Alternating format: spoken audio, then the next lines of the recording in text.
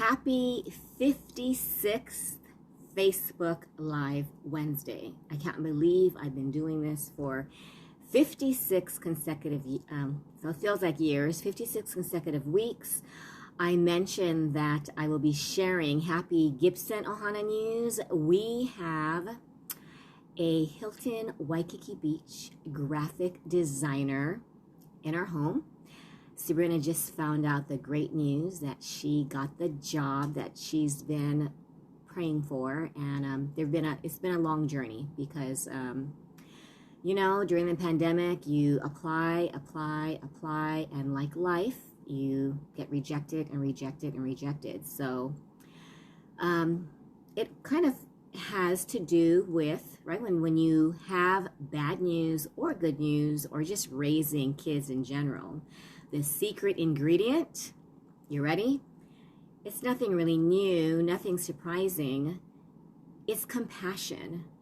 I was talking to this mom in the UK and I said, what do you think is the number one ingredient that, moms, dads, anyone dealing with parenting, what do we need? And she said, we thought it was self-care, and I've covered self-care and the need for self-care, but if we do not teach our children to be compassionate, not just towards others, but to themselves. I was looking it up. Listen to the benefits of learning compassion. And compassion is a learned behavior. If you see people who are angry, who are resentful, who are just like, oh, I just cannot stand this situation or this person or this entity or this fill in the blank, they've forgotten how to practice compassion. And it is not it's not easy to practice when your buttons are pushed, when you feel like they're personally attacking you or not treating you the way that you should be treated. But if you learn the art of compassion, not only will you be able to, handle conflict, you will be able to increase your communication skills and empathy, but people who know and practice and really exude the art of, compassion, listen to this. They have lower anger in their lives, resentment, stress. They're less self-critical of themselves and others. They have increased cooperation in their lives, increased self-esteem, which we know is, when you have low self-esteem, it really impacts so many areas of your life, right? Because you end up taking things personally, which I admit I do. And you also have a harder time practicing self-discipline. I mean, it really also helps us learn to respond rather than react, which is something I am trying to practice and learn every single day. Because as a mom, I was under the weather on Mother's Day, as I've shared, and my younger daughter wanted to go to CPK, and I could barely get out of bed. Then I started feeling guilty, and then I ruined Mother's Day. And Sabrina said, Mom, we can do a redo. And then Chelsea said, why don't we do takeout? And I felt the need to please, but at the same time, I started resenting, wait a minute, this is like Mother's Day. Why am I feeling pressured to make everyone happy if I'm not feeling well? So when I was contemplating what topic to choose on Facebook Live Wednesday, I thought it is compassion. Because think about it. If you have compassion towards your children and towards yourself, right? You will not take personal responsibility or get upset if your child fails, right? If your child pushes your buttons, you won't personalize it. You'll think, you know what? Something is going on with them. That's why they're crabby. That's why they're disrespectful. That's why they're doing something that I don't like, but it is not them, right? They are not the depression or the anger or they are acting disrespectful. But I know I tend to totally think, what did I do wrong? Did I not teach you not to be respectful? Did I not teach you that's not appropriate behavior? And then you end up like losing it. So remember now, you have 90 seconds, right? Psychologists have studied that if you can really be conscious of whether you are going to let that 90 seconds of anger, of whatever it is, it can last for days, weeks, months, or even years. But if you are able to be aware, right, observe what's going on. Is it in my stomach? Mine's usually knots in my stomach. Is it a tightening of the chest? Is it a huge, I know recently a lot of people are grieving, right? We're losing people at such a young age. And grief is hard. My mom's caregiver, lost her mom. My Chelsea's best friend's mom lost her dad, and we are losing, just so many people, and we tend to feel the loss. I'm preparing myself. My mom is 90. Her Alzheimer's is worsening, but I appreciate, every extra day I have with her. But I think when you allow yourself to grieve, and you really go within, though, and you understand, I talked to my husband who lost his dad when he was 20, and he found him dead in the yard, and you just really realize that it's okay to feel sad. It's okay to feel resentment. It's okay to feel whatever it is. Don't resist it, but welcome it. And just say, you know what? Thank you for being here. Fear. Thank you for being here. Sadness. I've had to say, depression. Oh my gosh. During Mother's Day, when I felt really sick after my second COVID vaccine, I really had to go within, practice compassion, tell myself I did not ruin Mother's Day. My daughter had her final exam, and I wasn't sure if she was going to, was she going to do it? Was she going to pass? And I thought, I am taking on so much that it's not healthy. It really isn't healthy if you feel knots in your stomach, if you feel anything that, normal grief is part of being human, right? Even anger, resentment. But when you hold on to it and not practice compassion, and it starts getting to you, and it starts eating at your soul. Or like me, when I'm depressed, I'm not just depressed for a few days. My depression can last for like a year or a year and a half, or sometimes 2 years.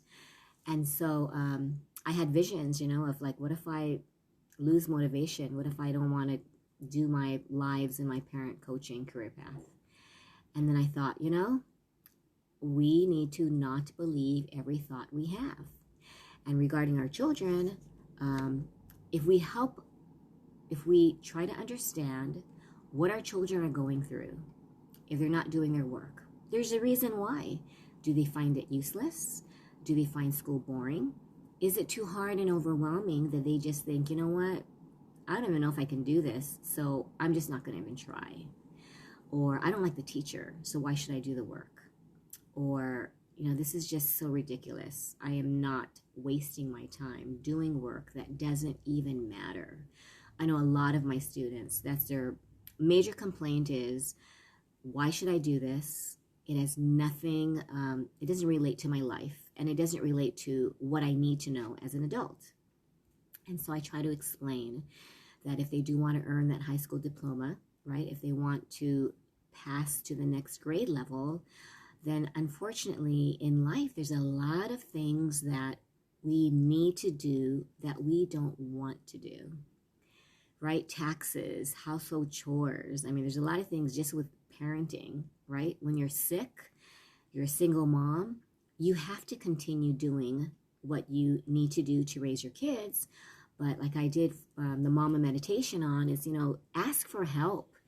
Ask a relative, ask a friend, ask an older sibling, your older child. I had a 5-year-old make peanut butter and jelly sandwiches for her mom when she was sick. Took care of the 3-year-old sibling, and the dad was deployed. And I thought, that little girl, that 5-year-old, instead of going into panic mode, oh my gosh, who's going to take care of me? She practiced compassion. Other ways to practice compassion, I have an 11-year-old boy who is going camping for 4 consecutive days, and he was going to miss Mother's Day. And I just said, you know what would make your mom really happy is just write a note on a piece of paper, maybe use a colored pen, and just put Happy Mother's Day, love, and, put you and your brother's name.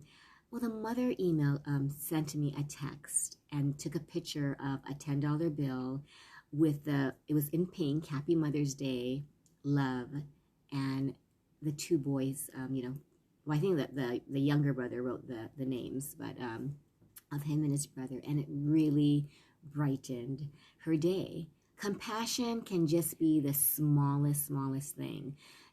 Being happy for someone, smiling at someone, teaching your child that when they see someone fall, or they see someone being mean to their friend or even a complete stranger, practice compassion.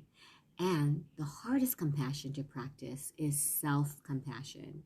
So I think we really do need to have a conversation about the importance of self-love. What is self-love? We know what self-criticism is, but a lot of times, I've been teaching my 6-year-olds, my 5-year-olds who say, I don't have a good memory, and I'm only 4, so I have a bad memory. Or you know what? I'm 6th grade. I've always had a bad memory. So you have compassion. You go, you know what? I always thought that I had a bad memory too, until I learned. I said, my job is to build brains. And research shows, right, that if we give our brains instructions on how to perform, our brain not only will have a better memory, but we need to practice self-love. What is self-love? And they don't understand the importance of self-love. But when we give ourselves scoldings, why did you do that? Oh my gosh, you're so stupid. You should have known better. All of those. If you hear your kids saying that, that's a learned behavior, not necessarily by a parent, but it could be by social media. It could be by the shows they watch. It could be little memes that they see, on TikTok, and sometimes they're funny, but kids will, they're like little robots. They're little, they repeat what they see. I saw TikTok yesterday, and it was a 3-year-old, and she goes, and it was a really southern accent, Mommy, she just pissing me off. And the mom said, that we don't say pissing, that's a really bad word. Are you annoyed? Are you just agitated? And she goes, no, I'm just pissed off. He is just pissing me off all day long, Mama. And she goes, I told you that's a bad word to say. And she said, but you say it all the time, Mama. What do? Right? Well, if you're practicing compassion, you explain, I get it. We use strong language when we're upset, but it does become a habit. So words that we can say, it's like, I was talking to my friends who, when they were growing up, they said fudge. Oh, fudge. Oh, shoots. Or, you just have substitute words. But when your brain continues to hear swear words, it becomes your normal language, right? It's like part of your life. And the more your kids hear it from others, I have a friend who says, she taught her kids that you don't need to use vulgar language to express yourself. She says, you're more intelligent than that. I know sometimes it just feels good to say a swear word, and we've all done it. But compassion is releasing yourself of guilt, forgiving yourself for whatever you do that you regret, or that you resent, or that you just embody so much of the negative emotion that you can't even think of practicing self-compassion. I'm realizing I don't do well with self-love when I'm sick. And I negative futurize, and I kept listening to these healing meditations. I kept thinking, what if I don't even think of another Facebook Live topic? I still have to do, my mama meditations, which I enjoy doing. My mom moments, I enjoy doing. I coached a mom on Monday, and I thought, I really, really enjoy this new career path. But do I doubt myself? Every single day. but I'm learning because I have a supportive tribe to really practice self-compassion. And when I thought about it and I meditated on it, I said, if we practice and teach compassion, our parenting will be so much less stressful, because instead of having our buttons pushed, we'll put ourselves in our children's shoes. I just want to share, right? These are the after effects. These are the results of compassion. Self-compassion starts first, right? You think more creatively. You think more creatively, which means you're a better problem solver, and you pursue life with purpose. I thought, wow, being compassionate helps you live life with purpose. It promotes social harmony. So you're going to be getting into, fewer conflicts. You lessen bullying, of course, because instead of being mean, you're practicing compassion, right? You're lowering judgment. And if you lower judgment, instead of, being upset at someone who is racist or be upset with, I'm not saying that we don't have a right. You're justified to be upset. But whenever we carry on that anger, which, believe me, I can hold in a lot of anger, what does it do to your body? What does it do to your cells? It causes us to be mentally, emotionally, and physically sick. You look at all the cancers going around. You look at even having colds or flus. Don't squeeze the Charmin. It's my friend George. Yeah, so just a little reminder, express emotions. Just encourage your friends, encourage any child that it's okay. It is okay to express emotions and to be kind to yourself. How do we be kind to ourselves? Well, we can practice less criticism, especially when you're upset. I'm teaching little ones and they're like, you made me make a mistake. And I'm thinking, I'm just sitting here.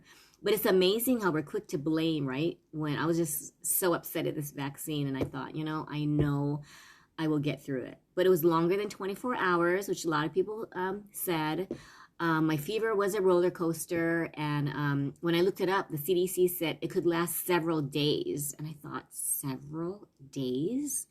It's not supposed to be more than 24 hours.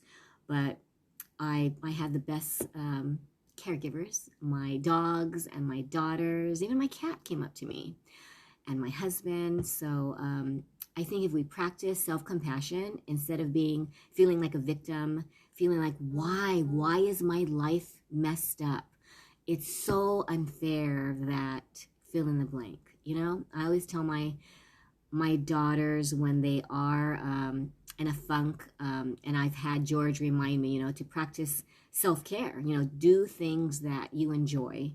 And movement is always something, right? I do yoga, stretching, take my dogs on a walk, and just laugh. My friend introduced me to dry comedy on YouTube. 5 minutes of laughing or 5 minutes of watching. I'm addicted to these cute panda videos. It's hard not to practice compassion when you're in a good mood. So when you find yourself in a bad mood, or you're finding yourself feeling upset, extremely sad, acknowledge that you are feeling sad, but you are not sadness. George has always been there throughout the years reminding me, that you'll get through this. And sometimes it takes forever, it feels like forever. Feeling purposeless for over a year or 2 years was hard on me. I mean, people were worried about me because when I check out, I do not even go on social media. I don't even read messages. Occasionally, I'll look at my messages, and George is always, how are you? And other people, how are you doing? I'm ready to chat, or I'm here for you, if you need to just hear a friendly voice. But yeah, so that's my Facebook Live. Only focus, if there's one thing you want to focus on, is teach self-compassion. I'm doing that with a 5-year-old.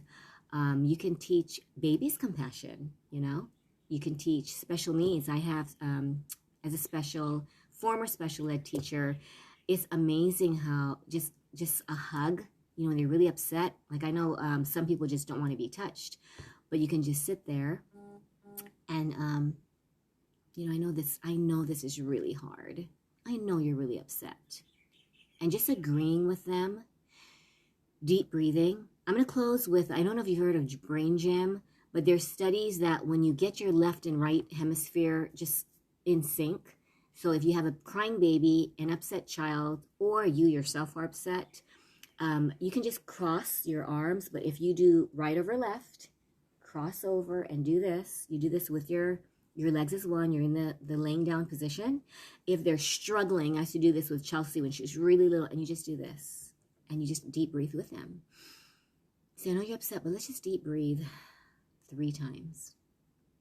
And you just deep breathe and you hold in until then blow out.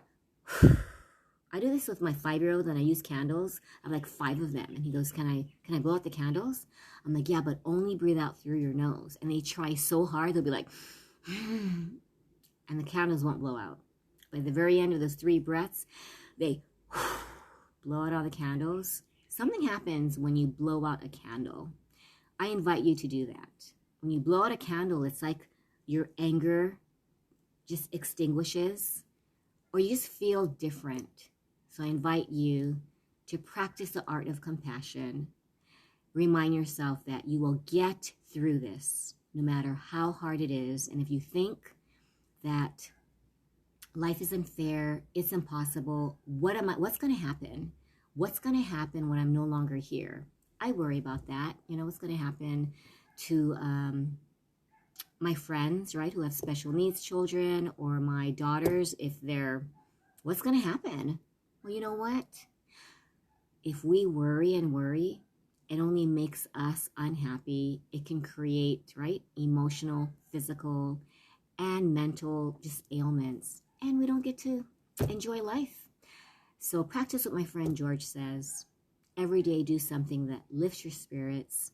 Laugh, smile, maybe make someone else smile. If you've lost someone and you're grieving, reflect on happy memories. I do that with my dad on Mother's Day. It was hard. It's been 7 years since he passed. And I can hear him saying, you know what, you're doing a good job. He was very critical, but I think he's happy for all of us. And I just say, Daddy, you know what? Can you just show me? Oh my gosh, it's my friend Mary. Thanks for watching, Mary. Mary is my new friend from LMA, this amazing group that I've joined. And it is amazing that they are the most compassionate people that I've ever met. I mean, I have really compassionate friends, but you know what I'm learning? That strangers that you meet can teach you how to be compassionate, can support you. So I invite you, whether you have, this is supposed to be a parenting, like what's the secret ingredient to happy parenting? Guess what? I think compassion, just my personal opinion, is the secret ingredient to happiness. Because once we practice compassion, we are opening the doors to miracles happening. I don't know if you believe, if you're aligned with the universe, amazing, magical moments just pop up out of nowhere. And you realize, I have so much to be grateful. So thanks for watching. I know it wasn't like what is the secret ingredient, to happy parenting. So I would love for you to comment if you're watching the replay and tell me what you think is the secret ingredient to happy parenting, happy living, right? Because sometimes happy living tips really help us parent with happiness instead of parenting with stress, which, as you know, is my mission. So I will share my, do I still have my 2 books? 100 Parenting Tips Inspired by the Pandemic, and my Mama's Gotta Let Go, How to Let Go Without Losing Your Sanity. Today's tip, practice self-love, practice just compassion, and learning to forgive ourselves. I just have a mini story. Mary shared that right before she was going to take a final, she spilled her amazing green tea latte. And she said, you know what? Had she not taken this class that we took, it was pretty intense, but it helped us overcome limiting beliefs. It helped us really reprogram our brain. And she thought, you know what? it would have gotten her upset, right? I just spilled some cereal, Thomas's favorite cereal, all over the floor. And then he cleaned it up. And I thought, he wasn't upset. I was like, sorry. Because that's what happens when you hold the container with the lid. And I was just like, but we laughed about it. Laughter, compassion, and just practice true self-love. That's my 56 Facebook Live. Let me know what you think. And I will see you on Thursday. I will have my mama meditation. And then I will continue doing what I do. Please message me if there is anything you need regarding parenting. I am here for you guys. You are not alone. And if you're interested in being a speaker for my global pandemic parenting summit, it is now a 2-day event, guys. I have someone from the UK, someone from Canada, and even someone from Israel. And of course, the Big Island, the island of Kauai, and California. It's going to be an amazing, amazing summit. I am petrified, but I've decided, I think I'm going to just go out there, practice compassion no matter how it turns out. I will know that it is part of my journey. So thanks for watching, guys. Have an amazing, magical Wednesday. Bye.